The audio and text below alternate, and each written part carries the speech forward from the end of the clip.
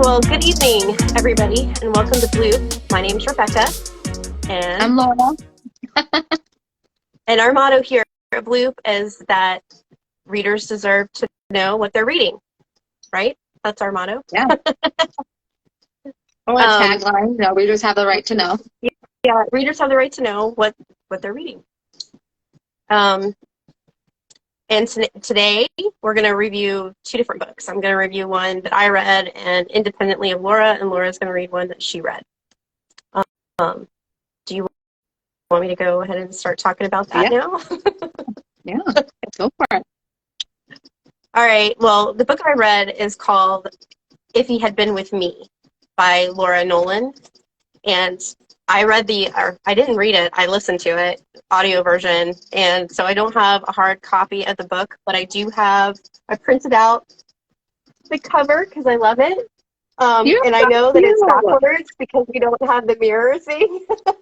But, I mean, the cover is pretty cool. There's actually two covers. The other cover, it has like two lollipops right here, and one of them's crushed, which is also nice, but I like this one the best. What's it called again? Anyway, so what's it called again? It's called If He Had Been With Me by Laura Nowlin. And I'm gonna read the synopsis just to kind of get you in the mood for this book.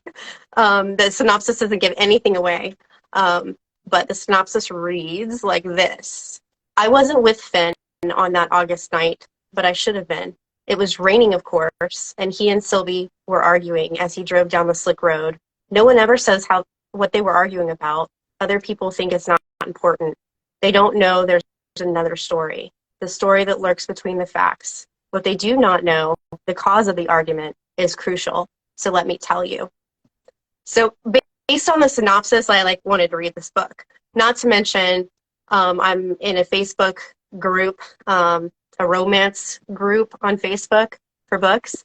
And this book has been talked about in several places over and over again. So this kind of got me wanting to read it. So I found it on, I don't know if any of you guys download library apps or anything like that. So I found it on my library app, my local library app, and I downloaded it and listened to it. I listened to it, probably took me 2 days. Oh, wow, you sped through it. I sped through it. This book sort of reads like a diary, cool. but not in a boring way. Right. The main character is Autumn, so we know everything from Autumn's point of view. And Autumn, the book starts off they're in middle school, and Autumn is best friends with Finn, who is also her neighbor because both of their mothers are best friends, but they live side by side to each other. And both Finn and Autumn have absent fathers, so they kind of do life together a lot, Christmases, lots of dinners together, all of that. So Finn and Autumn kind of become best friends, but that sort of changes in high school where they kind of fall apart. They kind of fall out from each other. Finn is the handsome you got my hopes up when you said romance. I was thinking, friends for lovers. Okay, never mind. Wait a minute. So, well, Finn is kind of the jock guy. He's good at everything, all sports stuff. He's handsome, he's gorgeous, he's beautiful, he's popular. And Autumn is also beautiful, but she doesn't want to be one of the popular girls. She prefers to be kind of her beats to her own drum. She's kind of a quirky wallflower kind of girl. My teenager would call that she doesn't want to be a pick-me girl. Yeah, she does. She wants to be known for her own thing. She wears tiaras every single day to school, just not to be noticed, but just to have something that's hers. Okay. So the book kind of continues as they get into high school. Like I said, they fall apart from each other. They don't run in the same circles at school. They still see each other, with the family, moms, get-togethers and stuff like that. And they're nice to each other, of course. They start to have their own romances going on separately from each other, separate friendships, separate,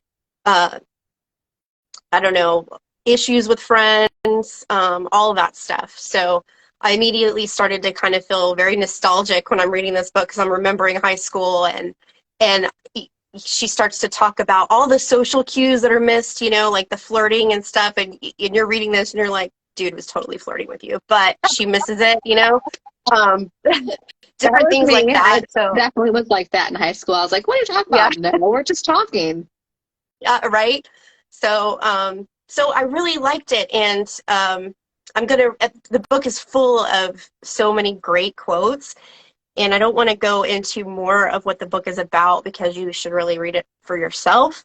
But I'll give you a quick quote, because eventually Autumn figures out that she really has been in love with Fen like her whole life. She Okay. figures this out, and you kind of see her kind of move forward in those feelings, and then she doesn't really say anything to Finn, and then they start actually talking to each other about the way that they feel, and he feels this way too, and they have like this whole time, and neither one of them really communicated it. So I'll just read a quote really quick. It's I've loved him my whole life, and somewhere along the way that love didn't change but grew. It grew to fill the parts of me that I did not have when I was a child.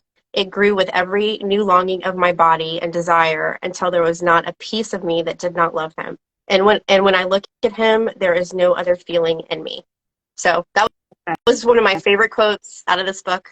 Um, Again, I loved it, and What would you're going to be your jealous here. what would your content rating be? Well, overall, my overall rating is 3.5 stars. I know everything is backwards. I'm so sorry.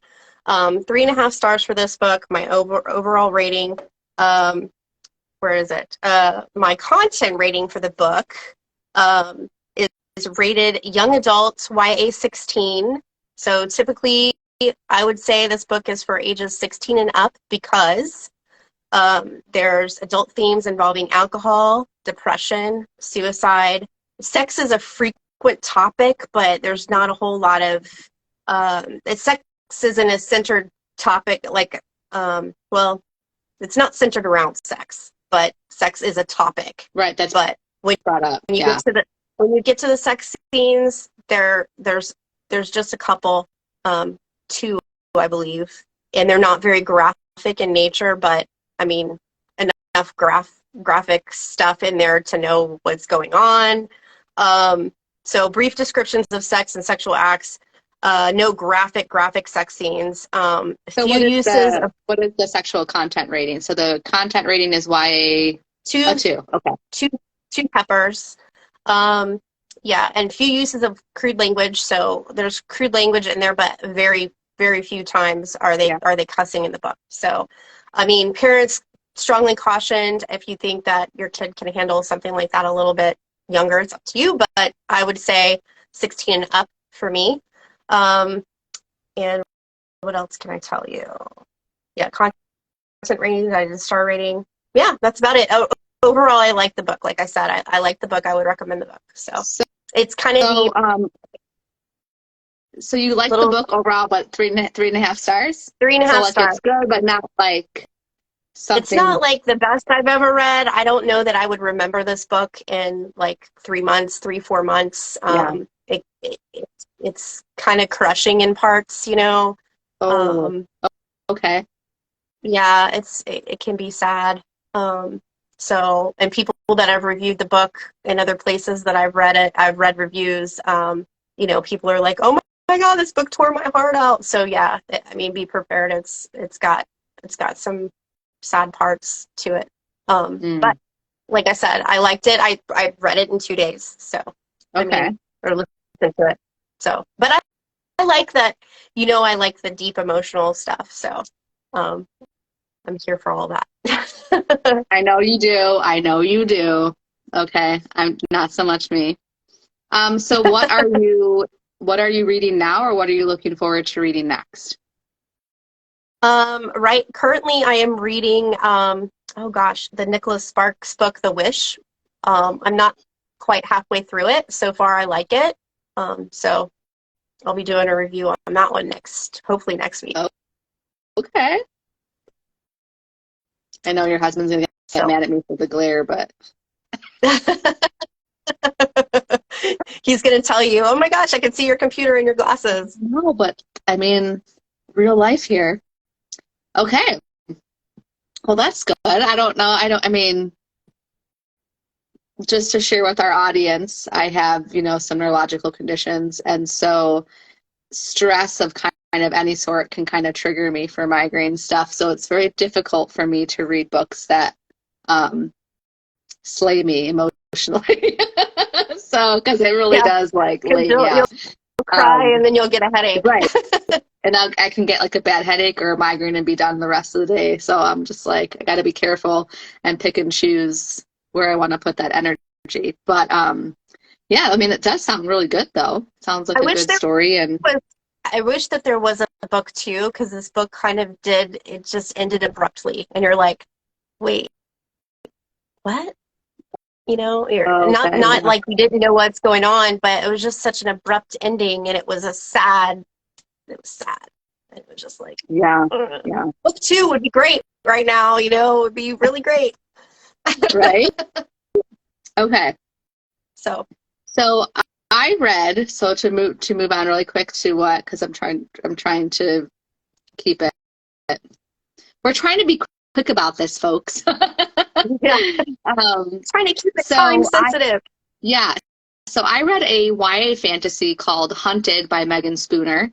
And how I learned about this book, well, actually, I saw it a long time ago. It came out in 2017. It's been on my TBR forever.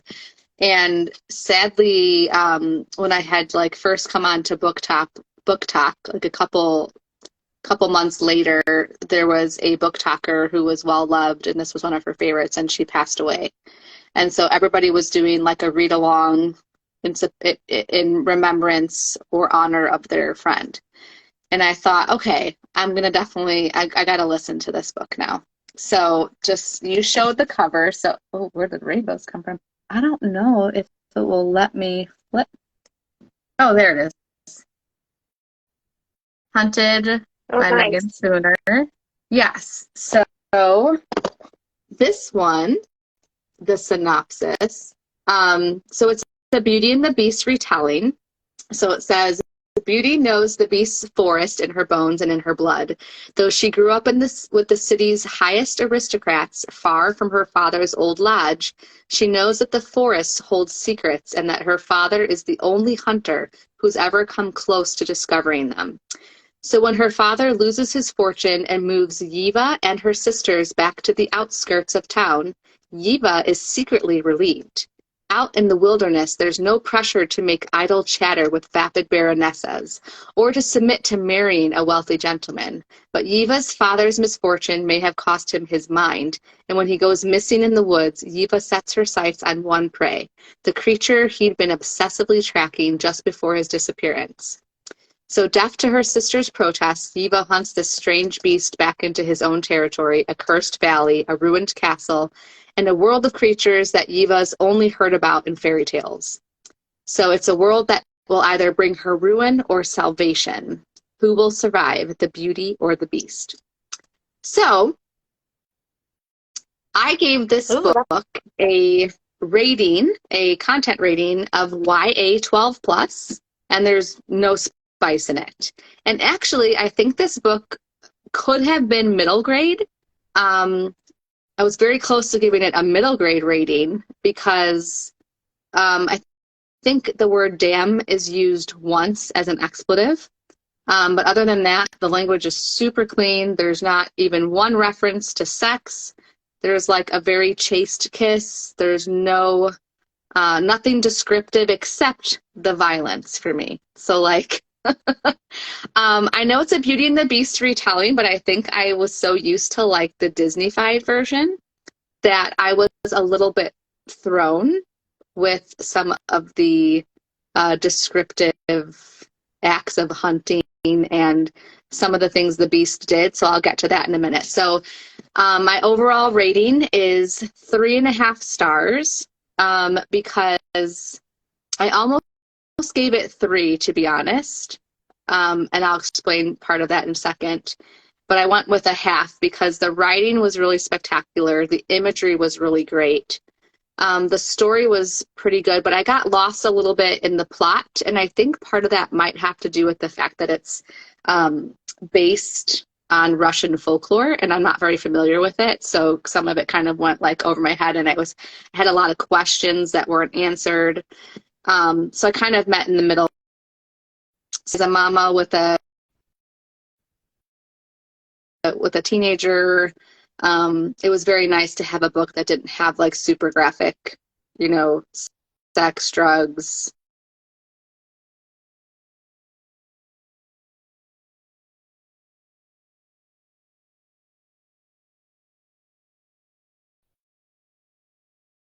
You got to be in, I think we lost you for a second. Oh, there you are. We get to be in the beast's head, but we also get to be in Yiva or Beauty's head.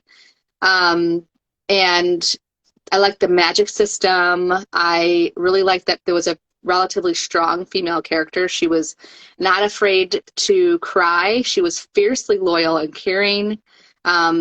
She showed us what strong looks like instead of the author telling us that she's a strong character.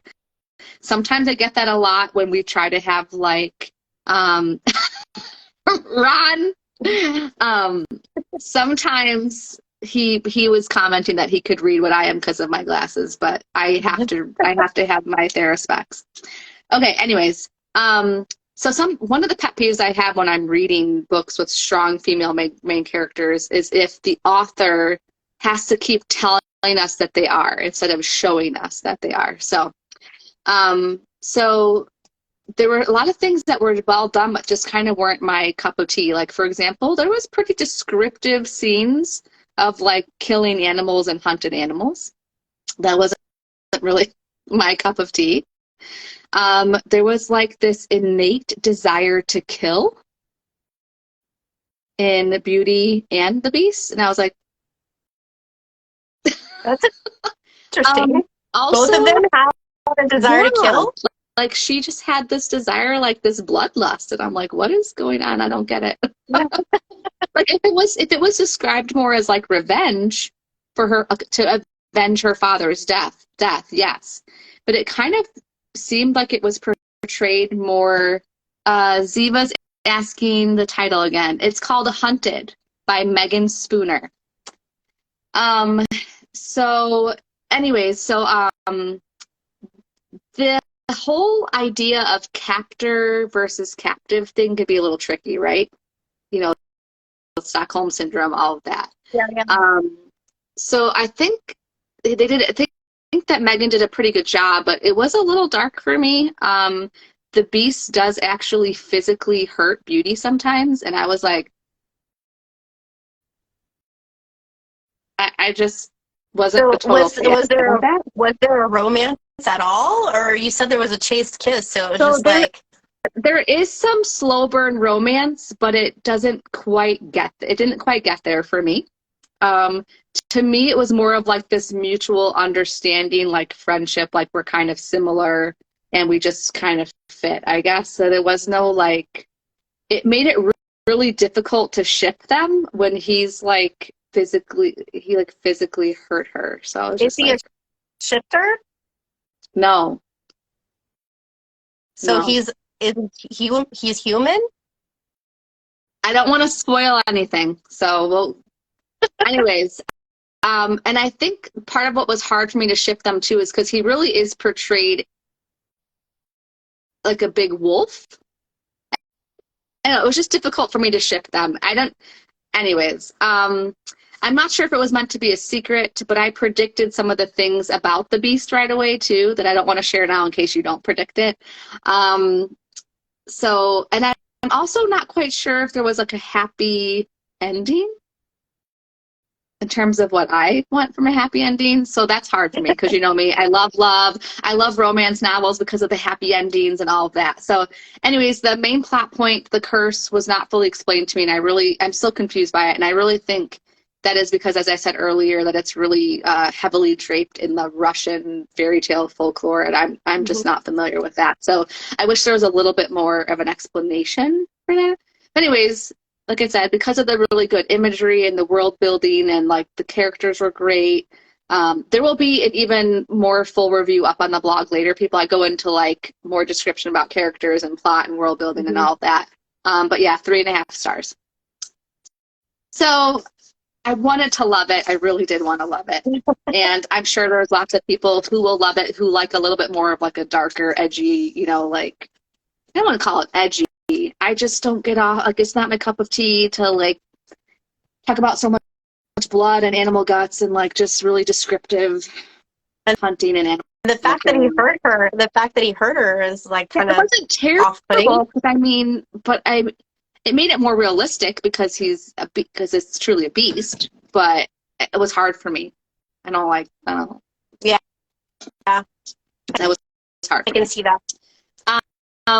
So anyways, currently I'm finally listening to, which has also been on my TBR, this is what I'm trying to do, is read more books that have been on my TBR for a long time.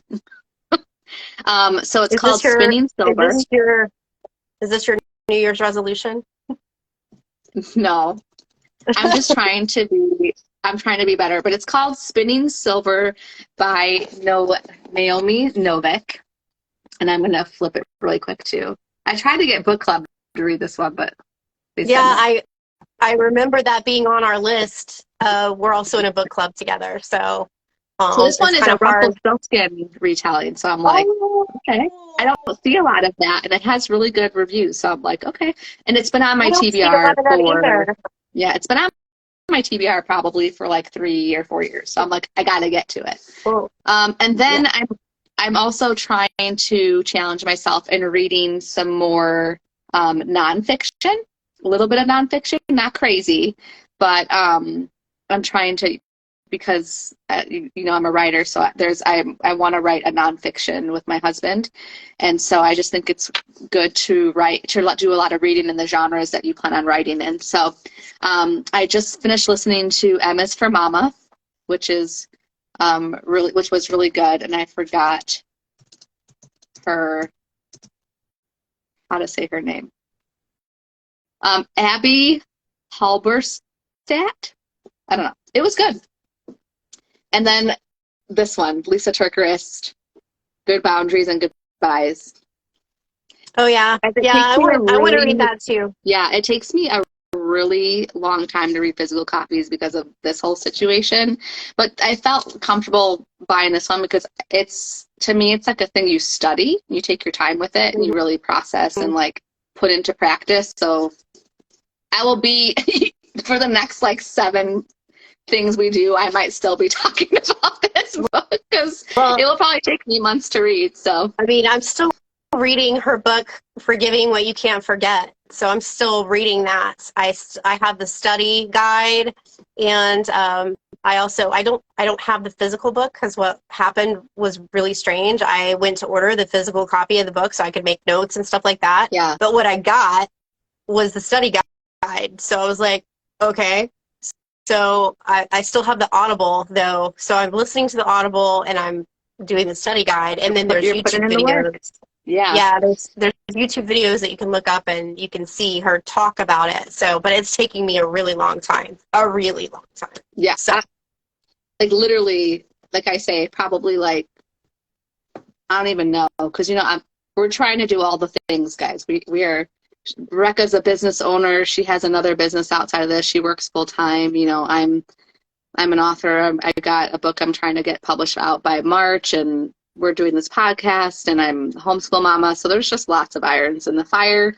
And on top of that, with stuff, it just takes me a long time to physically read. So, yeah. But anyway, so that's kind of what I'm currently reading, listening to, and then going to be studying that baby for quite a long time. So that's where I'm at. Well, I can't wait to hear what the Rumpelstiltskin book thing is about and how you like that, because I love Rumpelstiltskin. So I haven't read a retelling. He creeps me out. I do. Okay. I got a funny story. So like Baby Got Back, the song. The song? Ooh, yeah. Rub her smooth skin. I thought for probably 30 years it was ooh, Rumpelstiltskin.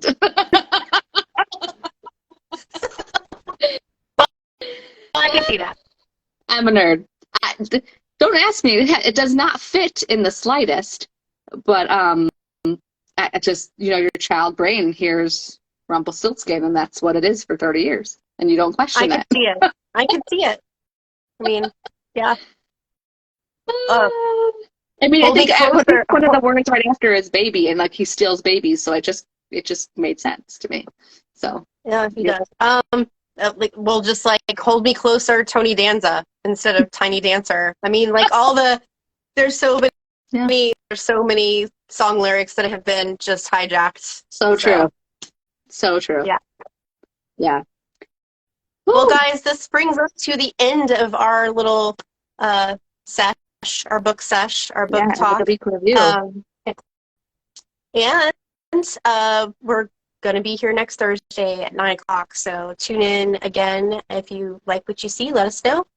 And we are until then, we're working diligently. I kind of explained that this is new for us, that we are working towards our website, and we're going to be putting these reviews up on the blog too. And for some books, they will have we'll delve into characters and plot and writing and all that. We'll delve a little deeper. And then we'll be also working on full podcast episodes, full-length episodes that will be longer than this short run right here, where Rebecca and I will also be having more conversational book club type style of a book that we've both read. Yes. Yeah, so follow us on Instagram at Blue Podcast and follow us on Facebook to get more info. And hopefully, eventually, I won't say hopefully, we will compile a bunch of these videos that we're putting out, and we'll put them on our YouTube channel. Yeah. So that's coming too. Yeah. But we just want to try to give you consistent content every week. So that's why we're doing these lives. Yes, ma'am. All right. And we're helping.